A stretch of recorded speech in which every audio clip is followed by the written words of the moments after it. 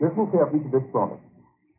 It's taken from the first chapter, the third verse of the book of Joshua. Here it is.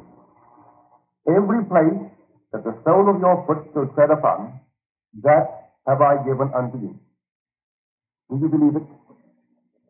Well, I know it's true. I have proven it. But this promise is made not to the outer you. It's made to the inner you. Maybe you're not even aware that there is an inner you, a real you. In the New Testament, it's put in this manner. The natural man receiveth not the things of the Spirit of God, for they are foolishness unto him. Neither can he know them, for they are spiritually discerned. We are told the first man, that is the outer man, is of the earth, earthly. The inner man, the second man, is the Lord from heaven. Now this book from which I read the quote is the book of Joshua. The word Jesus is the Greek form of the word Joshua. They are identical in meaning. They mean literally to say, there is a Savior in man. And all the promises of the Bible are addressed to that inner man, that second man, that is the Lord from heaven. Not the outer man. The outer man is limited to the evidence of his senses. He is limited to what reason allows, what it dictates. But the inner man has no limitation. Every place that the sole of his foot shall tread upon, the same give I unto you. Now let me show you how it's done. For I was confronted with what seemed at the time to be an enormous problem, an impassable barrier between myself and my objective. I hadn't seen my family in Barbados for the entire war year. So the first ship out of New York City that sailed for the Indies after the war was over, I sailed with my little family for Barbados. We took a boat that took us to Trinidad, and from there we flew to Barbados. On arrival, my brother asked me when I intended returning to America. Well, this was early January. I said, we are home after so many years. I would like to remain to maybe the end of April and return around the 1st of May. Then said he to me, of course you arranged your return while you were in America. I said, no, I didn't. He said, Neville, how could you have left America, that is the capital of the world? Everything goes on there, especially in New York City. And if any passage could be arranged, certainly it should have been done in New York City. Do you realize that there are literally thousands, tens of thousands of people waiting all through the island for passage to America? And little Barbados has nothing to offer. There are only two ships that ply the waters. One sails out of Boston carrying 120 passengers, and one sails out of New York carrying only 60. And I am told that all space, all available space is already committed right through the month of September. And here it is January. Not only the space is committed, but there are actually thousands of people waiting on a waiting list. If you put your name down with your family or three, you are at the bottom of the list. It will take 2 years to get out of there. I didn't tell him what I'm telling you now. I didn't wish to disturb him because he didn't know or was not familiar with this technique. I made no effort to book passage. I simply put my name, yes, at the bottom of the list. But I wasn't concerned. It was January, and I am in Barbados for vacation. So I'm not really concerned and spoil my vacation about the lack of passage. I wanted to get back in New York City around the 1st of May. So this is what I did based upon this promise. At the very end of March, I saw the ship that sailed for New York, leaving the boat, leaving the bay. I had a good mental picture of what she looked like, a small one. So that day, as I returned to my hotel, after lunch, I sat in a nice easy chair in my room, and to see what I did. I knew that if the inner man could perform an action, that the outer man would be compelled to duplicate it. For whenever the action of the inner self corresponds to the action which the outer self must take to appease desire, that desire must be realized. So I made as lifelike and as living a representation as possible of what I would see and what I would do and what I would hear were I physically present on that ship. Well, I knew one thing I would have to do if I sailed. You see, in Barbados there is no deep water harbor. That is not as yet. So all passengers must take a small little ship, we call them tenders, like a little launch, and move off maybe a mile or maybe 3/4 of a mile to sea. Then your little ship is lashed alongside of the big ship, and a gangplank is lowered, and you walk up the gangplank. That's one act I would have to perform if I sailed on that boat. I could perform it as a visitor, but the emotion of someone who actually is sailing differs from the emotion of one who is only visiting, seeing a friend off. So I had to catch a sort of a mixed emotion, for it was a peculiar, sweet sadness. I was leaving a very wonderful and large family behind me that I had not seen in 6 years. Although I was returning to a home that I loved in New York City, I was happy to get back, or to be sailing, but I was sad at sailing, that sort of feeling that mixed together joy and woe. As the prophet says, joy and woe are woven fine, are garments for the soul divine. So I knew exactly what he meant, the experience of mixing these two emotions into something that was a sweet, sweet sadness. So, with my fixed in my mind what I would have to do, I, sitting in a chair like I'm sitting here, I first induced a dreamy state. And the reason for that is this. We are told in the book of Job, in a dream, in a vision of the night, when deep sleep falleth upon men, in slumberings upon the bed, then he openeth the ears of men, and seeth their instruction. Well, I knew the one who would see it was within me, for God is in man, not on the outside of man. God in you is form and muscle. So the one in me would have to be my own wonderful I am. That's the God in man, man's consciousness. And that in a man is his son, his only lovely begotten son, which is my imagination. So sitting in that chair, I induce a drowsy state. For this is one thing it does for us. That dreamy, drowsy state that borders upon sleep. But you induce it only to a certain extent. If you carry it too far, you go to sleep. And then you lose the control of the direction of your attention. That's something you must always maintain and be under your control, not the control of another. So I had to induce it, but only to a certain point. And just before I slept, I arrested that state.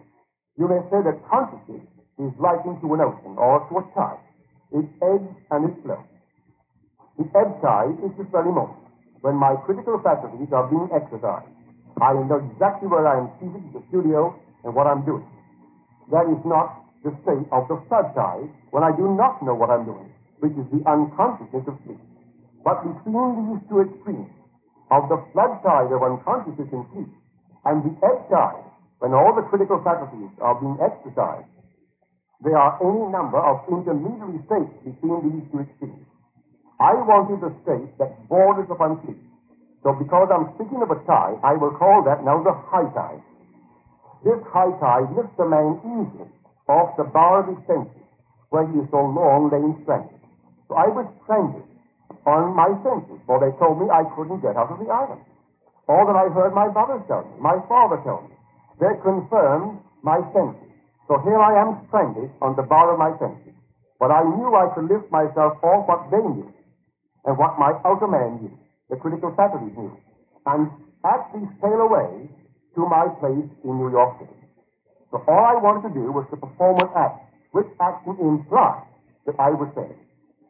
With that clearly in my mind, I took myself in this chair, induced the drowsy state, and just before I lost control of the direction of my attention, I started the action in my imagination. And this was what I worked out. I felt that if I walked up the gangplank, and it seemed to me real, and then on the top of that ship, holding the rail, I could look back at the little town of Bridgetown and have that feeling of sadness, and yet a sweet sadness, because I was happy that I was saved. So I assumed I stepped off onto the gangplank, and then step after step right up the entire gangplank, making it as natural and as real as I possibly could. I gave every step all the solidity that I could muster, all the sensory vividness that I could actually bring to play upon that action. When I got to the top of the imaginary stairway, which is the gangplank, I became aware that I had wandered from my task. For I had set myself a task to walk up the gangplank and only the gangplank. Then I found myself completely gone. I was not on a ship. When I became aware that I had simply floated away from my objective, I brought myself back to the very first step on that gangplank. And there I went over and over again. I did it over and over and over until that action took on the tones of reality. When it seemed to me normal and naturally real, I then felt I was actually performing it in the right way. So I kept on doing it, and then I went sound asleep in the act of walking up the gangplank. This was on a Thursday afternoon, I would say about 2:30 to 3. The next morning, Friday, at 10:35, the Alcor Steamship Company called me and offered me passage on the next sailing, which was the 21st day of April, putting me back in New York City on the 1st of May. And so I know from my own personal experience that this thing is true, that every place that the sole of your foot shall tread upon, the same give I unto you.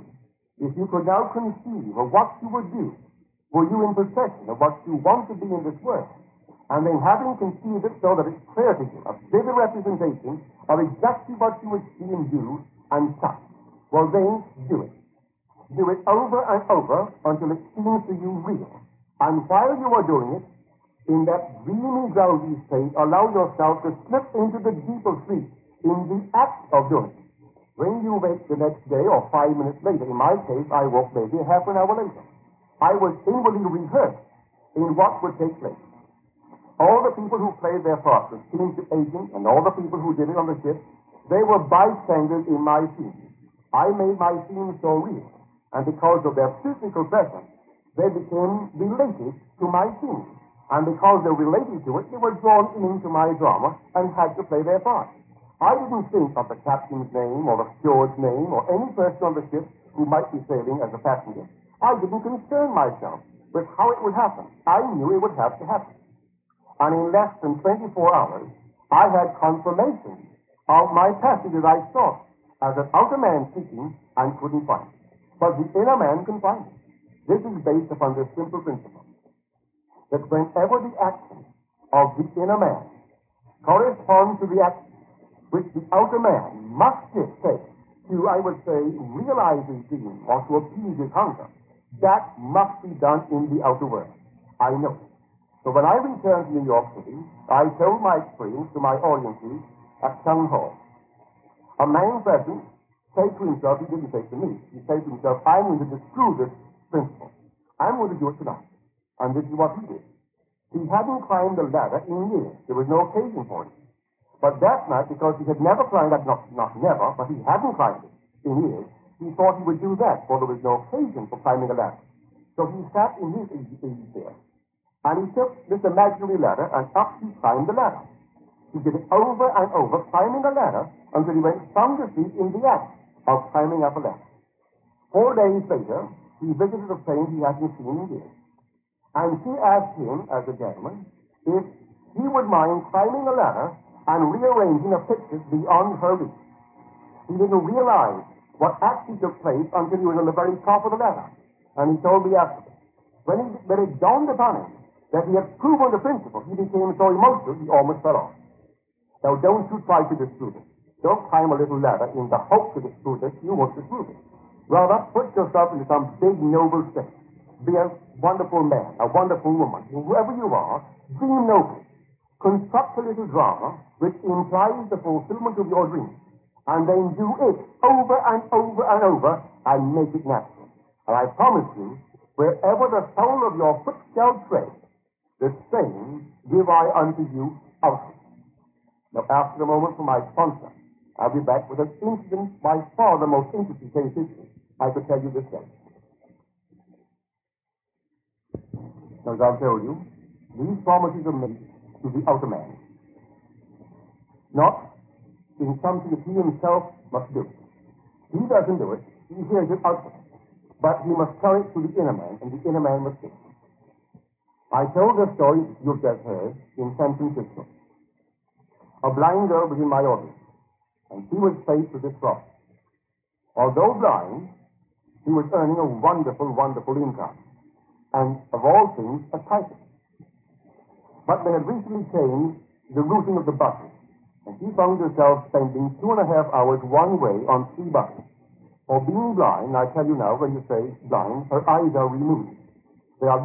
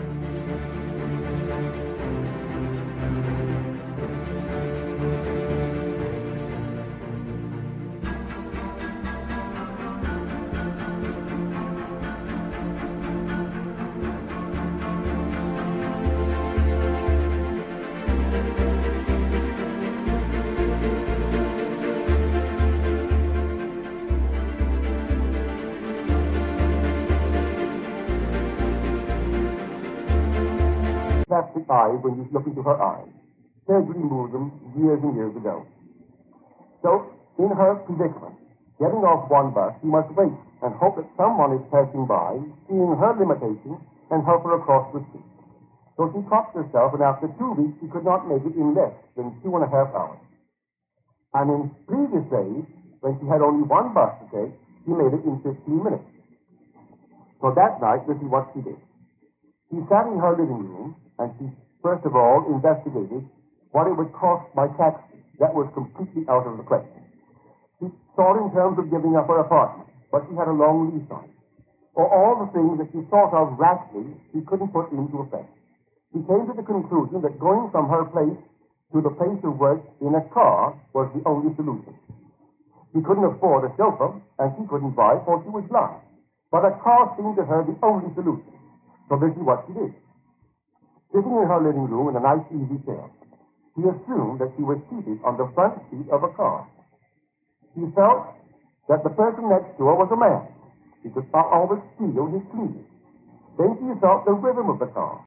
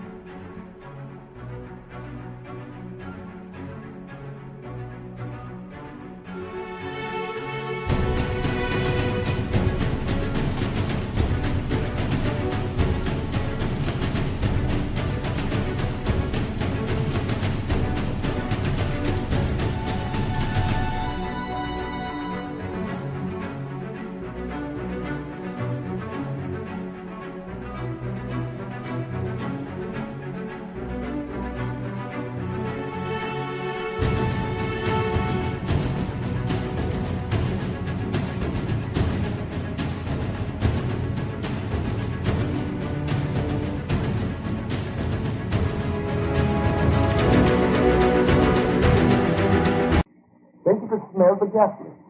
Then she thought the car moved. She thought it stopped against what she thought to be a red light. Then she thought the car move on. She finally came to the end of her imaginary journey. She turned to her companion and said, "Thank you very much, sir." To which he replied, "The pleasure is all mine." She got out of that car, and then she imagined she heard the car click as she slammed in her imagination the door of the car. And then she walked up the plank, leading to her office. The next night, she did it all over again. She did it until it seemed to her she was actually on a car. She could actually see herself on a car and riding down the streets of San Francisco, stopping in front of her office building, getting out, thanking her passenger, or rather her driver, and then making her way up the ramp. The second night, right after she had done it and given it the tones of reality, her companion read her the evening paper. And there in the evening paper was the picture of a man who was interested in blind people. Having read the article, she thought she would call him. They looked his name up in the telephone directory and found his name and called him. He said if he is interested in the blind, as said in the paper, but this was no time or place to call him. If she would write him a long, detailed letter of the nature of her problem, he would take it under consideration. She sat down and wrote him a letter and explained her problem, simply a problem of transportation. Next day, when he got the letter, he simply read it and put it in his pocket. On his way home, he stopped in at a place where he stopped every day before returning to his home. And that happened to be a bar. So he stopped in at a bar. He knew the proprietor and had his little martini, whatever he had.